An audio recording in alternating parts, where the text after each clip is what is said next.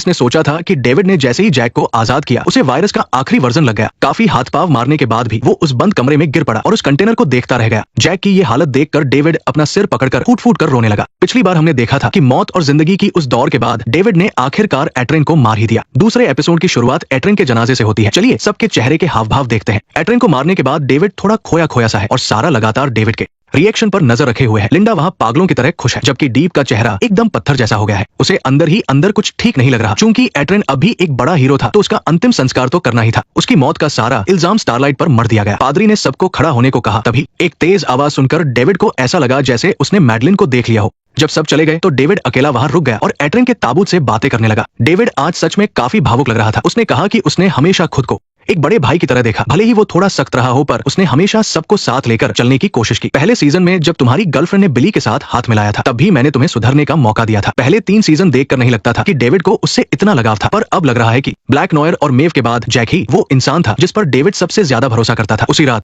वो जैक के चैम्बर में गया और काफी सोचने के बाद उसने वही फैसला लिया जो वो हमेशा से लेना चाहता था। अगले दिन सुबह जैक की आंख डेविड के आलीशान बिस्तर पर खुली। उसे तो बस तीसरे सीजन की वो लड़ाई याद थी। डेविड को देखते ही वो उस पर हमला करने दौड़ा, पर डेविड ने फौरन उसे समझाया कि उसे बेहोश करके 2 साल तक कैद में रखा गया था। अगले 2 साल तक उसे बंद रखा गया था। अब आगे की बात जरा ध्यान से सुनो। डेविड ने कहा कि वो जैक को दोबारा हीरो बनाएगा और उसे टीम का दूसरा सबसे बड़ा लीडर चुनेगा। अब वो सिर्फ कंपनी का मालिक ही नहीं बल्कि दुनिया की सबसे ऊंची गद्दी पर बैठा है। उसे पता था कि जैक उस गद्दार बिली से बदला लेना चाहता होगा, इसलिए इसमें दोनों का ही फायदा था। इसके बाद डेविड ने उसकी मरम्मत की हुई ढाल उसे थमा दी। उधर मीटिंग रूम में सारा स्टारलाइट के समर्थकों को पकड़ने का प्लान समझा रही थी। साइलेंस। डेविड ने सबके सामने ऐलान किया कि अगर जैक ने बिली को पकड़ लिया तो वो टीम का दूसरा सबसे खास मेंबर होगा। उसने डैडी के सामने भी काफी रौब झाड़ा और राष्ट्रपति से जैक के सारे गुनाह माफ करवा दिए। उसने खुद जैक के लिए जाम भी बनाया।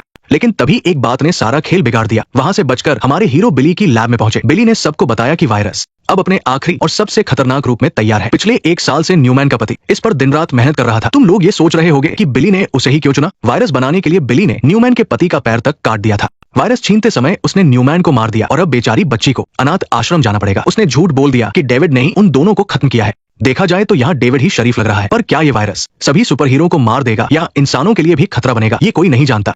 फिर वो लोग एक नए ग्रुप के पास गए ताकि रॉक नाम के एक मजबूत सुपर हीरो पर इसका टेस्ट कर सके। इस बीच उन्होंने चर्चा की कि क्या सभी सुपर हीरो को खत्म कर देना सही होगा। स्टारलाइट को ये ठीक लगा, लेकिन एनी इस बात से सहमत नहीं थी। खैर अभी बहस का मतलब नहीं था। पहले वायरस को टेस्ट करना जरूरी था। फिर दोनों जोड़े मिशन के लिए तैयार हो गए। उस ग्रुप में 4 लोग थे। वैसे तो रॉक के अलावा बाकी तीनों मिशन पर जाने वाले थे, लेकिन तभी एक बड़ी मुसीबत सामने आ गई। इस चीज का वजन करीब 13,000 किलो से भी ज्यादा था। ये तो हिलाई नहीं हिल रही थी। अब क्या वापस लैब जाना पड़ेगा? तभी उन्होंने तय किया कि वो इस कमरे को सील कर देंगे और वायरस यही ले आएंगे।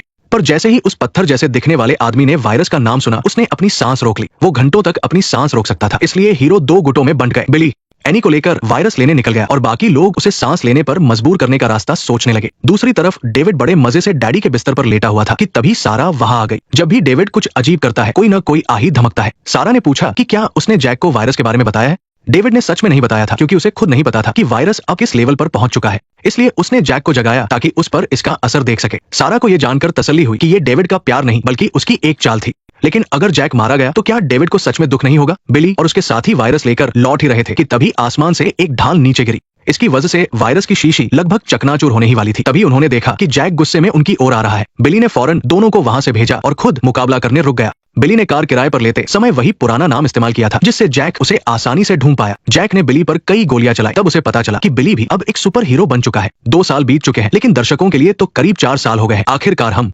सैम को बिली को गाली देते हुए सुन सकते हैं। क्या तुम अभी भी उस 7 टावर की कुर्सी पर बैठे रहना चाहते हो? तुम तो गए काम से। हमारा समझौता हुआ था, मैंने अपनी जिम्मेदारी निभाई थी, पर तुमने मुझे धोखा देकर फिर से उसी फ्रिज में डाल दिया। आखिर किस लिए? सिर्फ इसलिए कि मैं एक बेवकूफ लड़के को मारने वाला था। वो लड़का तुम्हारा पोता था। क्या ये सब इसके लायक था? क्या तुम उस फोन कॉल के बारे में जानना चाहते हो? वो हरामी कहाँ है?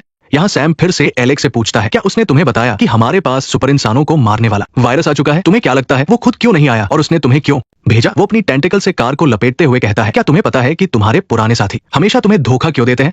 इधर मिशन पर आई 2 सुपर टीमें हलचल देखने पहुंचती हैं। सैम जैसे ही सुपर इंसानों को देखता है वो उन्हें तुरंत ह्यू का पीछा करने का हुक्म देता है। सच कहूं तो इस सीन को देखकर मुझे बहुत हंसी आई। ये अजीब सी लेडी और केमी के बीच मुकाबला होता है। उसने एक पंजा मारा पर केमी तुरंत ठीक हो गई। फिर उसने पलटकर उसके पेट पर ऐसा मुक्का मारा कि उसके मुंह से बालों का गुच्छा निकल आया। वाकई अकेले में केमी से हारने वाले सुपर इंसान बहुत कम ही मिलते हैं। उधर उस आदमी ने ह्यू को उठाकर आसमान में ले गया और फिर नीचे फेंक दिया। शुक्र है सारा सही वक्त पर आ गई और उसे बचा लिया। दूसरी तरफ बिली और सैम की अपनी ही रेस चल रही है। पिछले एपिसोड में हमने एलेक्स को ट्रेन के पीछे भागते देखा था और अब सैम को बिली के पीछे भागते देखना काफी मजेदार है। वैसे ह्यू भी काफी पक्का खिलाड़ी निकला। कार का एक्सीडेंट हुआ, आसमान की सैर की, पर उसने वायरस को हाथ से नहीं जाने दिया। पता नहीं उस वक्त सैम को उड़ने वाली शक्ति की कमी खली होगी या नहीं। ह्यू को फेंकने के बाद उसे एहसास हुआ कि पास खड़े सुपर इंसानों की तबीयत बिगड़ रही है। वो पत्थर वाला आदमी उल्टियां करने लगा। तभी ह्यू अपना मास्क पहन लेता है। असल में वायरस तो पहले ही फ्रेंकी को थमा दिया गया था। सैम उसकी तरफ बढ़ा, पर तभी उसकी खुद की त्वचा पर भी असर दिखने लगा। साइलेंस। टीम ने तुरंत लैब सील कर दी। सैम को अब बहुत कमजोरी महसूस हो रही है। वह खांसते हुए बाकी दोनों की तरह जमीन पर ढेर हो गया। तीनों ने सैम का काम तमाम किया और वायरस को फैलने से रोकने के लिए विला को बाहर से बंद कर दिया। सेवन टावर में एशले सेज की हरकतों से परेशान है। सिर्फ पोस्ट डालने पर भी गिरफ्तारी, ये तो हद है। वो थोड़ा दिमाग से खेलना चाहता था, पर सेज ने उसे सीधा चुप रहने को कह दिया।